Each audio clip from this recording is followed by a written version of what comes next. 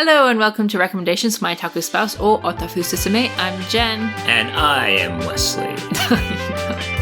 So let's get started.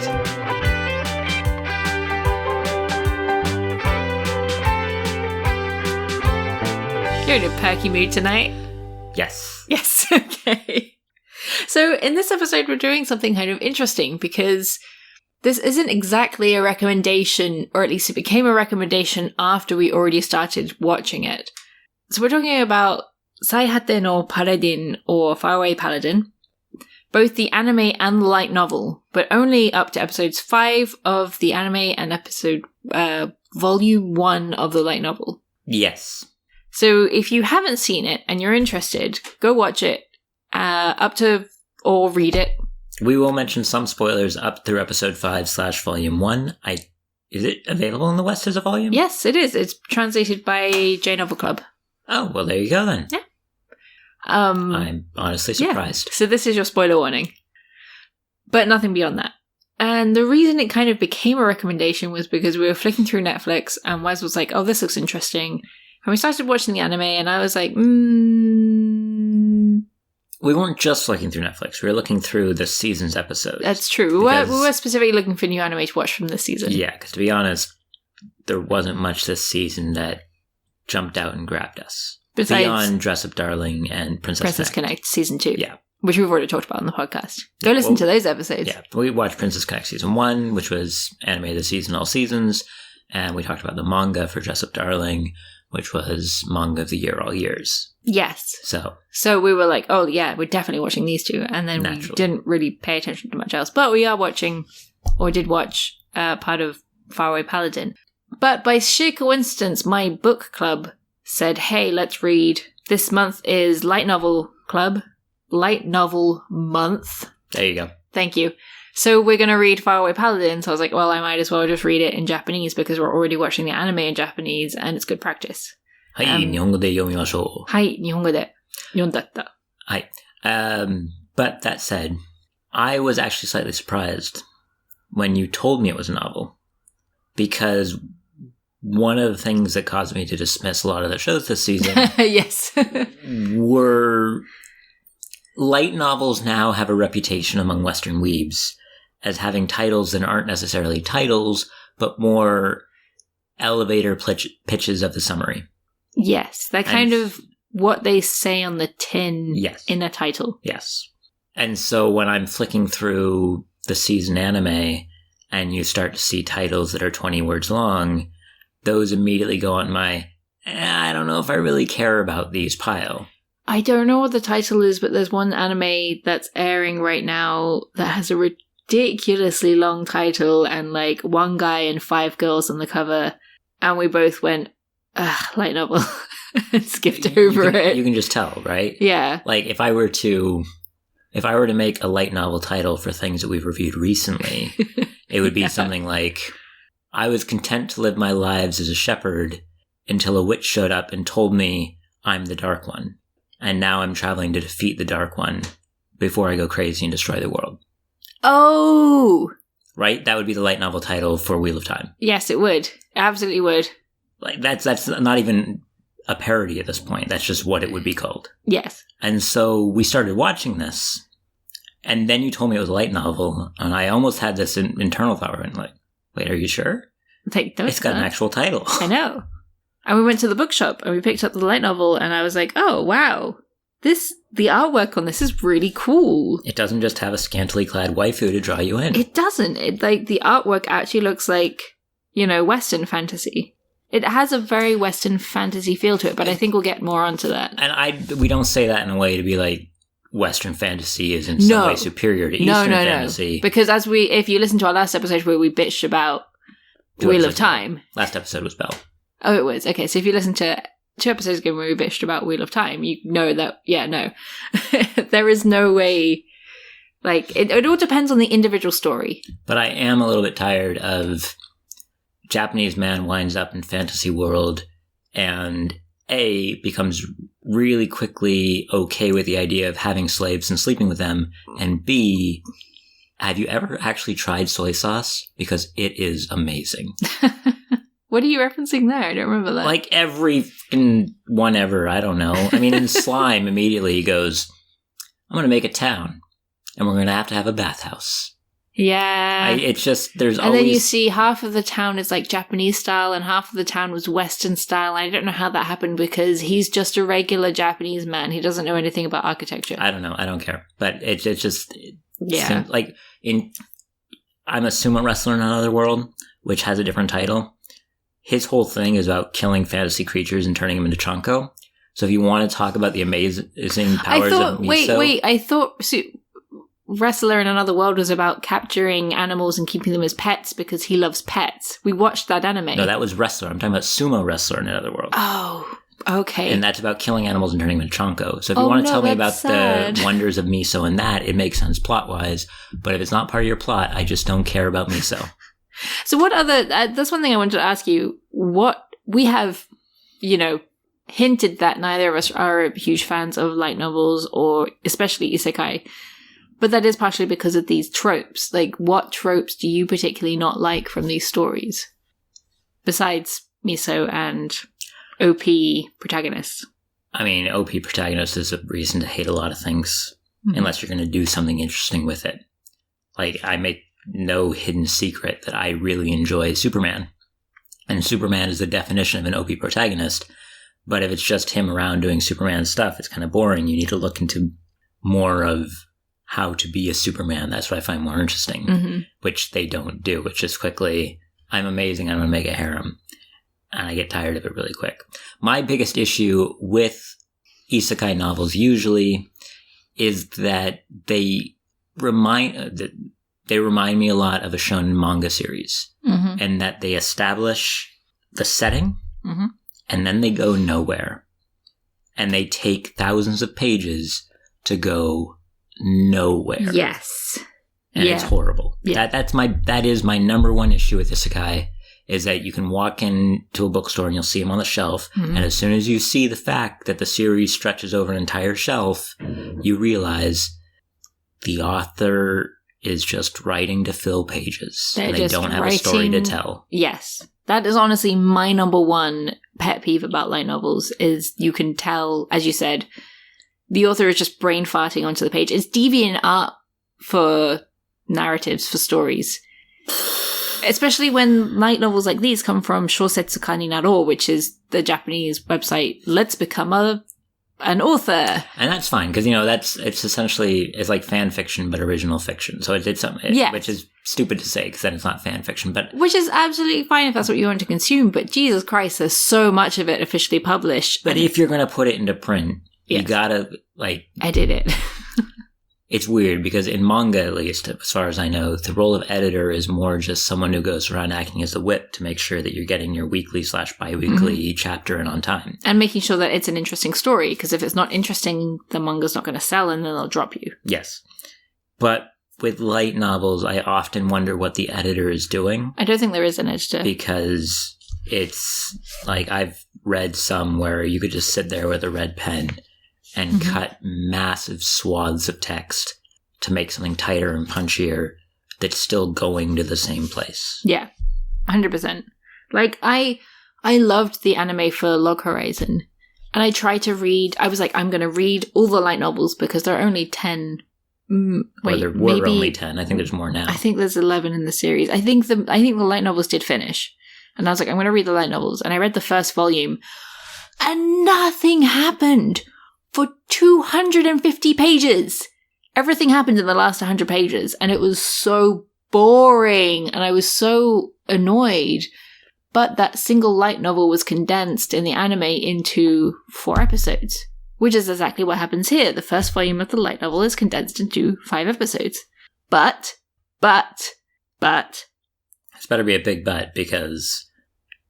But the light novel for Faraway Paladin has a beginning, a middle, and an end. What? You can read the first volume of the light novel and finish it there. You don't have to read any more than that because it tells a complete story in one go. What? I know, right? That can't be true. It is. And actually, Who let that get published? I don't know, but I think the reason it got published was because it won an award. On Shosetsuka? Yeah, or at least I guess it got popular enough on Shosetsuka ni Naro to deem worthy of being published in book form, and very shortly afterwards had the anime released. So, quick aside for those who aren't deep into the light novel pit of despair. Like, imagine Dante's levels of hells, but it's light novels.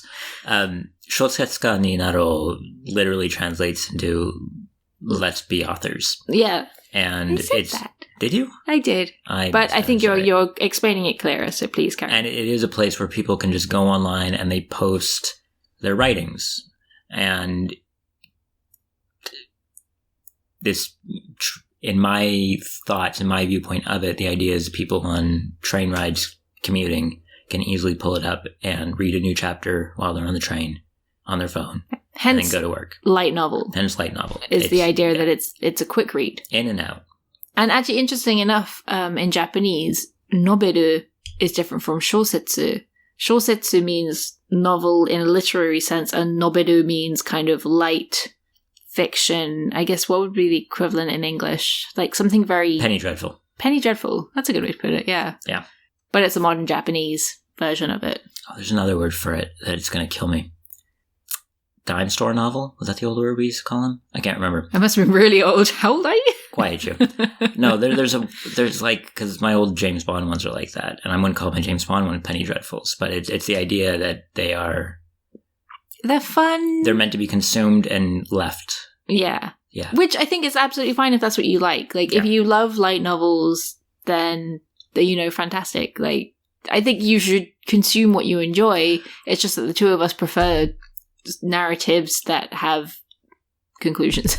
Or plot. Growth. Because I think that is one of the big differences, though, is that if you go pick up a James Bond novel, or, pretty much anything you want to pick, we were talking about Dresden Files recently, or any of those, you can pick one up and read through it, and there might be bits that you don't know intrinsically, but you're going to get a self-contained story out of that book. Yeah. Where if you go pick up volume 6 of Spice and Wolf, or volume, 8 of Bento, or volume 4 of the sage who calls herself a sage, or whatever we call that, the wise man who perceived himself as the wise man, which is also airing this season, you don't get that. No. You're not getting a self-contained story. You get a self-contained story within chapters. Sometimes.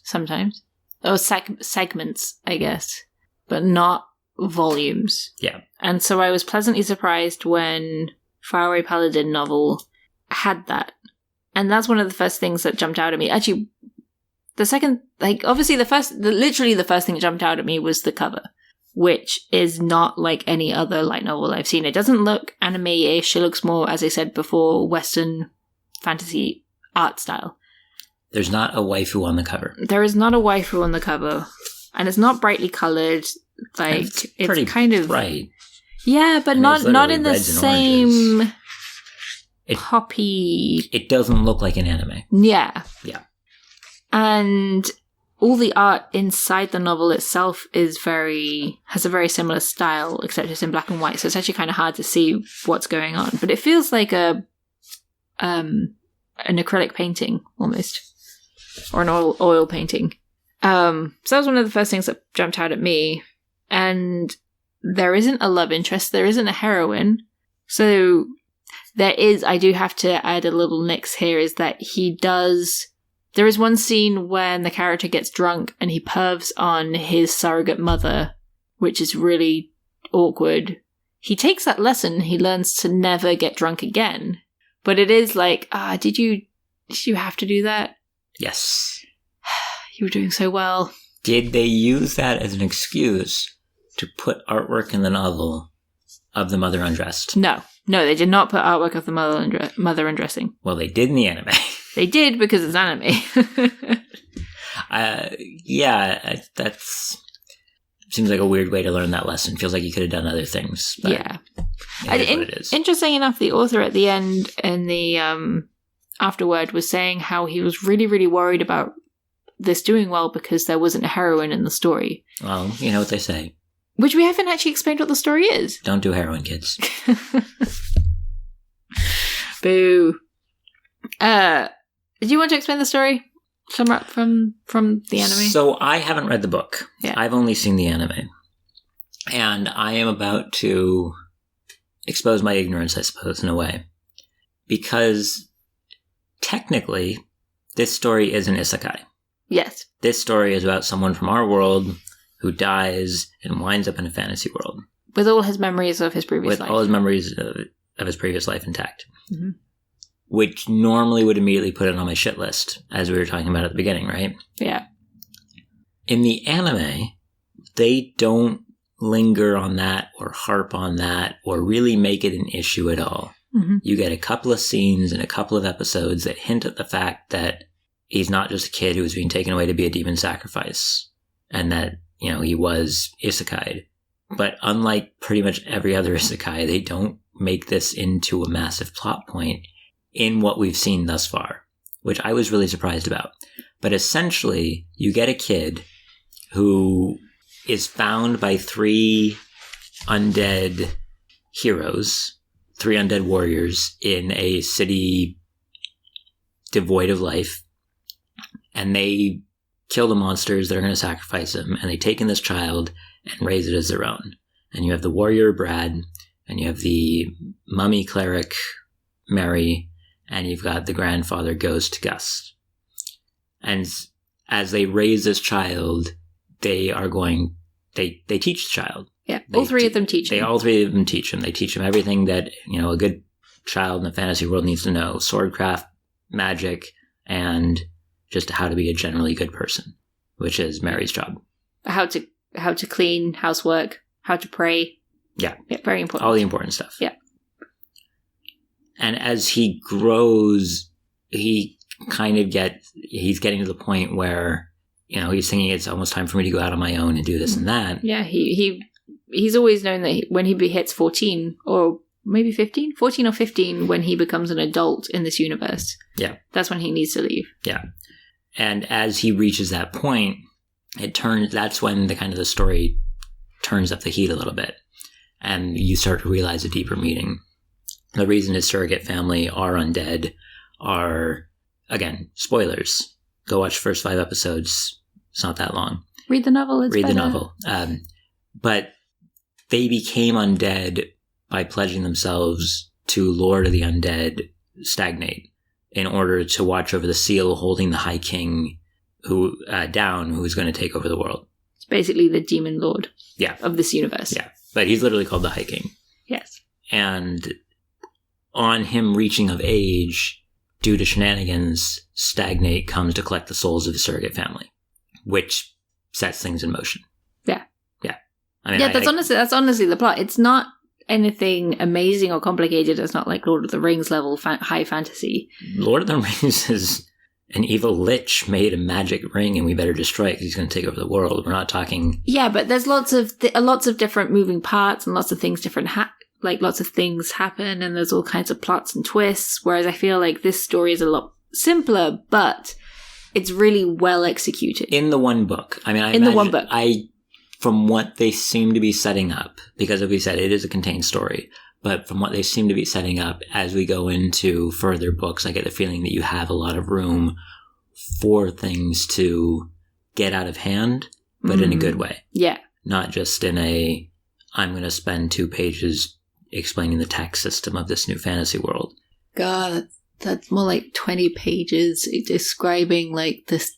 Yeah. Yeah. I don't think we're going to get into that, but I do think there's a lot of room in there, especially as they've started to kind of describe a pantheon of gods and the fact that the gods aren't always aiming towards the same ends. You've got a lot of room in there to have fun things happen. Yes. But they don't bog you down with the details. I think that's also what I really like, which you get in a lot of other light novels where they info dump you. I can speak. And in this one, they still kind of info dump, but they do it through conversation. Which is how it should be done. And anytime a character decides to have an aside where they just want to sit and think for 5 pages about something, and the author should immediately nix that. Yeah. Because it's the absolute worst. It's the absolute... But that's part of what I'm getting at, is I don't know how they do it in the novel. But I mean... In the show, yeah, there's a scene when they're introducing the gods. And it is if I remember right, Mary explaining it to him, and they're in kind of this cathedral looking at the different statues, and she pretty much just said, she almost just goes down a list, it feels like, and says, this is this god for this person, but it's done quickly enough that you're not sitting there just banging your head against it. And part of what she's explaining is how heroes, warriors, whatever, devote themselves to these gods, as in she was devoted to the goddess, the Holy Mother Mateo, and Brad was devoted to Blaze, and I can't remember who Gus was devoted to. But that, in turn, they used that as a founding point for when you find out later that they betrayed those gods when they made the deal with Stagnate. So it's not just, I'm going to dump a bunch of lore on you right now. And never use it again. It's done quickly, and it's done in a way that when you realize what they've done with Stagnate later, it makes more sense. And it's also not just part A to result. There's a bunch of little bits in between. Yes. With how you figure out how Mary, what happens when she prays, and all sorts of things in there. Yeah. Yeah, the anime is actually, I do have to say, really accurate to the novel in terms of events, how they happen, how they're described. Although, of course, the light novel is able to delve more into Will, the main character's Will's kind of inner monologue and his thoughts and his interpretation of the world and his relationships with his family. And so there is a little more that you get from the light novel that you don't have time to get in the anime. And I think in that context, the anime was good. Okay. But the reason I keep hinting that the novel was better was because the anime was bad. Specifically, because a lot of the info dumps are resolved and in conversation, it doesn't quite work as well in anime. Like when you're reading a novel, you can take your time, you can imagine the scene in your head, whereas anime, you are very restricted to the time that you have. And they want to get through this first volume so they can get on to the rest of the light novels. The fun stuff. I think they could have probably built an entire season around this first novel and just paced it a lot better, and just the animation wasn't really that polished. It wasn't. And not to sound really basic bitch, but when you're selling something as a fantasy series, a bunch of people sitting around talking isn't what they're there for. Yeah. And there isn't much action at this point because it is a child growing. And you can either continually put a child in peril, which gets boring because you know nothing's going to happen to the child because, as the opening credits show, he's going to grow up and go on an adventure. Or you can sit around and have a bunch of people do talking until you get to the fun stuff. Yeah. And so there are definitely bits, as someone who's only watched the anime, where it's just, it feels more info dumpy than it is because you're not getting, there's no change of pace between scenes. Yes. They really are trying to get through the material as quickly as possible so that then you can get onto the fun stuff. Yeah. That's why the novel's better, because the first novel is actually really fun. Good. Because the first 5 episodes weren't. No. And I think it's a shame because the novel is so good that the anime adaptation is kind of not that great. I mean, I don't know if it gets better later on. I doubt it because they clearly didn't put the budget into the animation. And I do think we've been spoiled because we both said how we've been watching the anime adaptation for My Dress-Up Darling. And last season we watched the anime adaptation for Komi-san, which were both fantastic. They both had such amazing animation. Like, they clearly put their budget into getting it right. Yeah. I feel you can do a lot with a ropey budget so long as you know when and how to spend it. Mm-hmm. And so I'm almost intrigued to go off and watch more of it, because we stopped after episode 5, because that's where the book one ends, and you didn't want to watch more past where you'd read. Yes. Because you're getting the same story in both ways, and so when you know the story, it makes the other one less interesting. Yes. And that goes from either book to anime or anime to book sometimes. Yes, definitely. But I am intrigued on some level to kind of watch some of it, because if he's out in the world adventuring, I feel like you have to have more action. So really, I need to pick up the second volume, read it, and then we can watch more anime together. Yeah. Okay. On some level, yeah. But it is a problem with adaptations, though. I mean, a lot of what we've been reviewing lately have been adaptations. As we mentioned, The Wheel of Time was an adaptation of the Wheel of Time novels.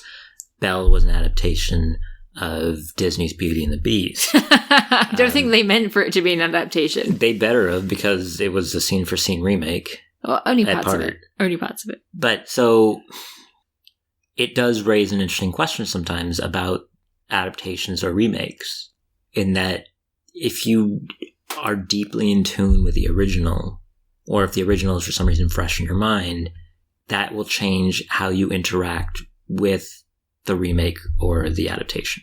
That's very true.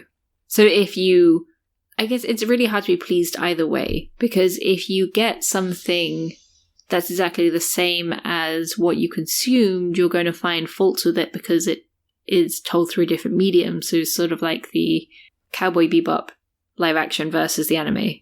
Yeah. Like, they tried to recreate the anime kind of scene for scene, but they kind of introduced their own flair to it. And people were either upset about the changes, or they were upset that it was too similar to the original and they didn't really do their own thing.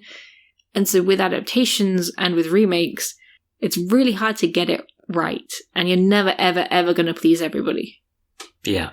I mean, my biggest issue is, like, with the Cowboy Bebop ones, or we've talked about the Disney live-action remakes. Oh, God, they're awful. But my biggest issue with those is, if I'm watching it, usually what I'm getting out of it is might as well just watch nostalgia for the original, in which case I might as well just go rewatch it. Like, I haven't seen, massive air quotes, The Lion King live action, which is just a CGI movie, because I'm not going to care. Like, and I think that one, almost in some ways, is just too close to the same medium. It's a movie remake of a movie, because you and I went to go see the stage play of Lion King. Yes. And that was phenomenal. That was amazing. And that is in a different medium. Mm-hmm. You're still getting talking and singing and whatever, but it's actually happening right in front of you. And it's not lions, people dressed up as lions, which everything is different enough that I can respect it as a different piece of art. And when I go see the Lion King CGI, it's like, I know the CGI artist put a lot of work into that. It looks phenomenal, but I just don't care, because the original Lion King is going to be telling me the same story in the same way as a film, and it's going to do it in my eyes better. And so I guess it's a really personal question. And where do you draw that line? Is if you're reading, I mean, I don't know. It is really hard, because, for instance, you're saying that you would have trouble watching the anime because you feel it would put you off the books. Yes. And that's definitely the thing I felt when we did Hamefura Bacarina, My Next Life as a Villainess. Yeah. Was we watched the anime, and then I read the novel, and the novel was very similar to the anime, and then I tried to read the next novel, and then we also had the manga, but they were just exactly the same story told through different mediums. Yeah. And so because of that, it was like, well, because I know they're going to be so close, I can just consume one and save time. Yeah. And again, the same with the Log Horizon one. Like, I might as well, instead of reading all the novels and finding out what happens in the end, I might as well just rewatch the anime, especially because season 3 aired. So where do you put for yourself that split? Sort of what? Like, for instance, for me, when we went to see Dune recently, recently-ish. In COVID terms. Like, within the last year. Yeah. Which in COVID terms is recently. I felt a strong desire, having watched it, to go reread the novel. And you reread the novel for The Wheel of Time as well. Yeah, because that was actually good. Okay. But I really liked the Dune movie. I thought, I've forgotten the guy's name, but I thought he did a great job with the first half of it. And immediately it did two things. It made me want to go reread the novel, and it made me really want to see part 2. Yes. I guess, yeah, it's hard to say. I really like adaptations when they're done well. When they put a lot of care into it, I guess, is a good way to put it. Because as we already mentioned, we watched Komi-san and we're watching My Dress Up Darling. Mm-hmm. Both of us love the manga for Dress Up Darling. Yeah. You love the manga for Komi-san. I didn't get along with it, but I absolutely love the anime because it removes a lot of the struggles that I had with the manga. Yamai-san. Yamai-san, yes. Yeah. But also like the reading and the fun. Go listen to that episode. And I think when obviously the whole team puts a lot of care into it, and it shines on its own and it's not reliant on the original, that's when it's a good adaptation. Okay. Like, I know in the Lion King live action, there's apparently a joke where Timon and Pumbaa are singing the song. Oh, yeah. Where he's like... But it only makes sense if you've seen the original. But it only makes sense if you've seen the original. Yeah. And so the joke doesn't work on its own. Or you have the Mulan adaptation. No, we're not going to talk about that. Where the story doesn't make sense on its own. Like, they tried to create something original, which is great, but because they didn't actually do their research into Chinese culture, and because it just doesn't make sense on its own, it kind of falls apart. Yeah. I mean, I mentioned we've been talking about a lot of adaptations and remakes recently, and I spent the entirety of the FF7 remake ripping on it.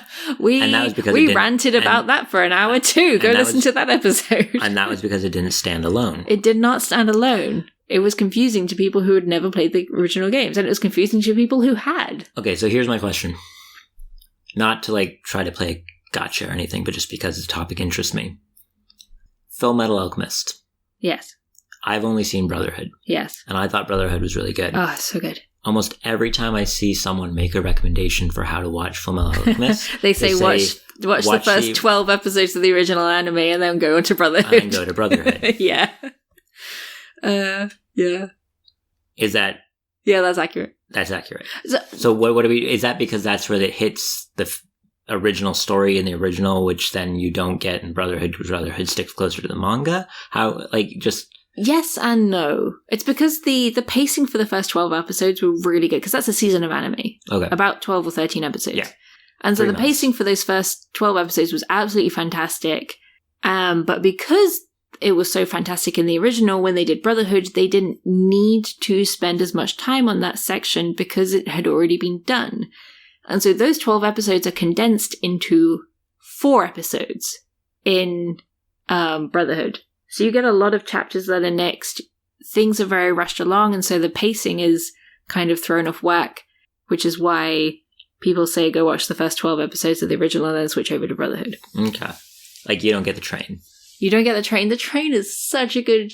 Which I only know about because I read that part in the manga. Yeah. But then I stopped reading the manga, watched Brotherhood, and that's the thing for me, is I've seen now all of Brotherhood, and so I am mentally done with Full Metal Alchemist. Yeah, you don't have to read the manga. I mean, you should, but no, yeah, I understand that. You then don't have to go read the original because you've already consumed the story. Okay. It is... I guess that's the thing, when you consume the adaptation before the original, it makes you less likely want to go back to the original. Like, you said you wanted to reread Dune, but that after watching the movie, but that's a reread. So you'd already consumed the original, you watched the remake, and then you wanted to re-experience the feeling you got when you read the original. True. As opposed to Full Metal Alchemist Brotherhood, where you consumed the adaptation, and you don't have that nostalgia for the original. Like I do, I want to reread the original, even though I've watched Brotherhood and I've watched the original anime. I want to reread the manga all over again, especially because we just started talking about it. Because I have that nostalgia and I have that connection to it. I guess what we're getting to here is it's really hard to create a rule about adaptations. Yes, it is. Because just put a lot of care into what you do. That's all I ask. Yeah. Have it make sense. All I ask of you. It's because I'm running through different adaptations in my head now, and there are some where I knew the original and then saw the adaptation. Some where I saw the adaptation and then knew the original, and there's some where I've either liked it one way or liked it the other way, or didn't in both ways as well. There's some where I've seen the adaptation and gone and seen the original and been like, this is complete horseshit. Like what? Thank You for Smoking. Okay. The book of Thank You for Smoking is garbage. And I read the book after I saw the movie. But on the same pace, the book for The Princess Bride is wonderful. And I read that after I saw the movie. So it's impossible for me to say, well, this is how I feel about it until I've experienced myself. But then I get to situations like FMA where I'm going, I saw Brotherhood, I don't care. And at this point, with Faraway Paladin, to try to bring this all back in one big loop, I don't think I care about reading the first novel. And if anything, I'm more interested if I were to do something now, it would be either to read the second novel or to watch more of the anime because we're getting to the adventure. Yeah. Yeah. That came out weird. Sorry. Yes. Got a frog in my throat. But I feel like it's because right now you are not in a reading mood. Yeah. It's easier to get you to sit down and watch something than it is to get you to sit down and read something. Sure.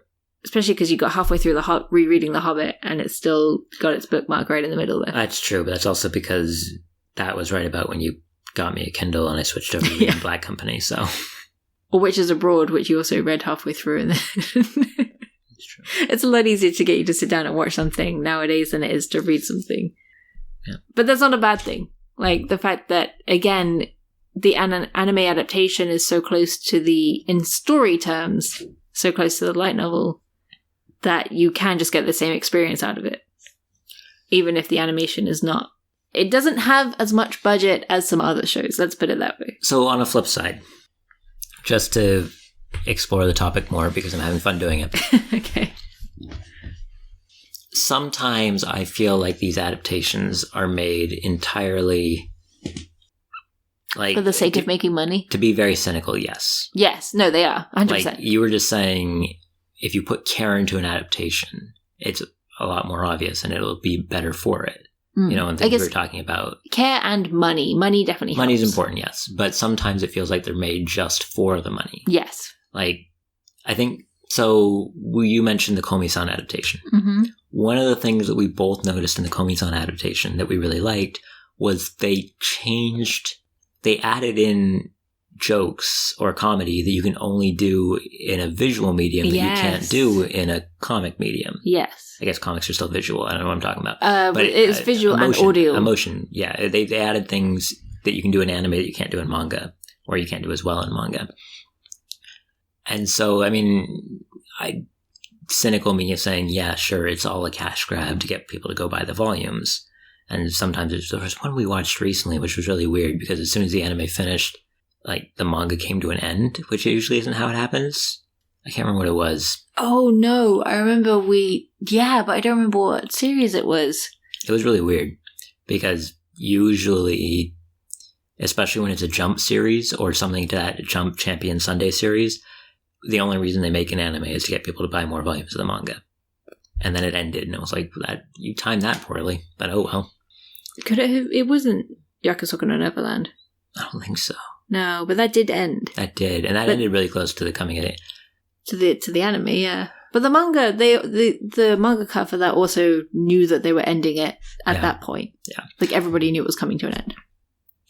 And season 2 was garbage. When you get something like Faraway Paladin then, and admittedly, again, we're only 5 episodes in, we've only seen a little over a third of, or a little under a half of the first season.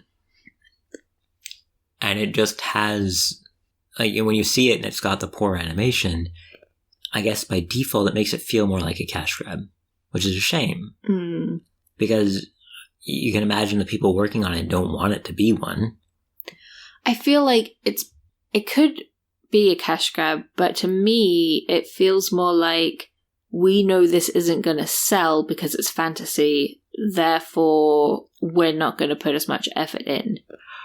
I say fantasy in the way that it's like proper fantasy sounds really pretentious. I'm not going to say that. I mean, like, so you have Re:Zero. Isekai trash.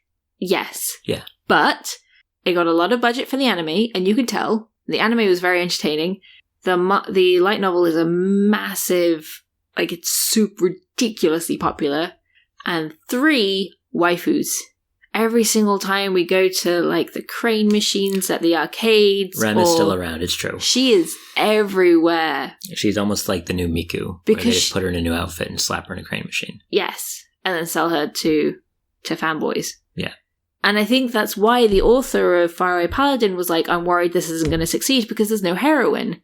There's no sex appeal waifu to market this story. And I think because of that, they didn't put as much effort into the anime. Because... So, not to get off topic, do you think that you can only sell anime in Japan with waifu nowadays?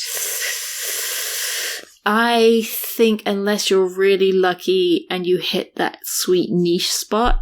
Like Made in Abyss. Like Made in Abyss. There's no waifu in that, is there? No, there's not. But that was big. I mean, that... Yeah. That's because it hit a real emotional core, and it was something refreshing, but it was a risk. It was a gamble. That paid off. And thankfully. It paid off. And I think for this author, for Faraway Paladin, it was a risk and it paid off because it actually came out. And the novel still seems to be going. And yeah. I think so it's difficult to judge because it is coming out this season. Mm-hmm. But it was on the end cap at the bookstore. It was, yes. So they were definitely pushing it. Don't think it was on, like, that end cap didn't say this season's anime, but it's hard to tell if it would have been there without the anime. Yeah, it probably was there because of the anime. Because that is, though, it's when you're in a physical bookstore, this is something you don't get on Amazon. Amazon is garbage for things like this. And it's one of the reasons I love physical bookstores is especially in Japan, just because that's where I've been for the past few years, that I think of it more than I think of American bookstores or the like. You can tell what's popular based on their position on the shelf. Yes.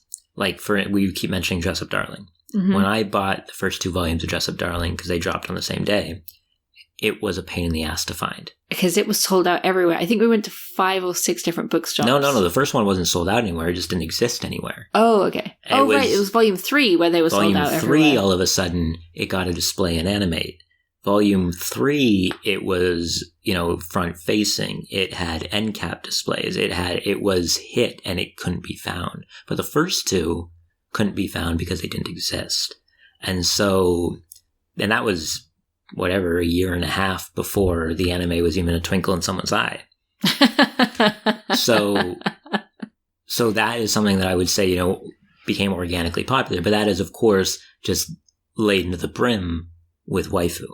Yes. That's not... And sex appeal. And sex appeal. That's not going to be your no waifu, how did this get popular? But it is. And so it makes me wonder, because especially when you look at shonen shows or whatever, you've got 2... paths to success, it feels like. You're either doing waifu or you're doing fujo bait. It's not fujo bait if they actually get together. Okay, sorry. No, you're right. You're right. Make you're an right. Actual healthy relationship in My Hero Academia that aren't fujo bait. None of them. I don't want to talk about this right now, Wes. But I'm right. You're right. I don't want to talk about it. So, I'm getting off the subject, I guess. But it does... I like the fact that it's... I don't want to come off as, heroines make things bad, because that's stupid, and you can have amazing heroines and stories. But it is refreshing to not immediately fall into the harem trap. Yes, 100%. Yes. And based on the opening of the anime, it looks like they're going to be introducing more characters to form your standard fantasy adventuring party, but it doesn't look like it's going to become a harem trap. Yes, and I think one reason for that, bringing it back to Faraway Paladin, is the author again in the afterwards says how he wanted to write this novel because a friend of his in his tabletop role-playing group wrote a novel and it got published. He doesn't say what book it was though, because I'm really intrigued. And so he was like, yeah, I'm going to give it a go as well. And so it's him and a group of friends who do organic narrative storytelling through tabletop role-playing games, then going off and writing light novels. And I think that's why the narrative is so strong in this, is because even though he doesn't have experience writing novels, he has experience creating stories and creating fantasy narratives and playing them. And I think that really shows in this novel. So what you're saying is we should go play Sword World. We should go play Sword World if we can find a DM to run it and friends to play with. I don't think it would work with just the 2 of us. We have friends. Do we? No.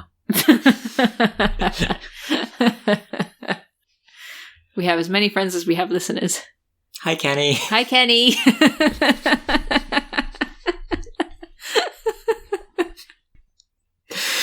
Oh, if we do have any other listeners, they're going to hear this and just be like, who's this Kenny they keep mentioning? Is he just fictional? Yes, he is.